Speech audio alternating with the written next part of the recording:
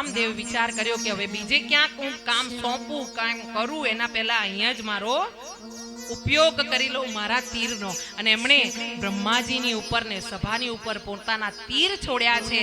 અને કામના તીર વાગવાથી આજે દેવો અને સભામાં બેઠેલા બ્રહ્માજી એ કામમાં વ્યાકુળ થયા છે, કામ વાસનામાં. અને તેના કારણે જે સભામાં એકમાત્ર સ્ત્રી એવી એમની જ પુત્રી સંધ્યા દેવી બેઠા છે. અને સંધ્યા ઉપર બધા મોહિત થયા છે. અને આ સંધ્યા એની આંખમાં આંસુ આવ્યા છે કે જે પિતાએ મને પ્રગટ કરી એ જ પિતા મને આ નજરથી જોવે છે.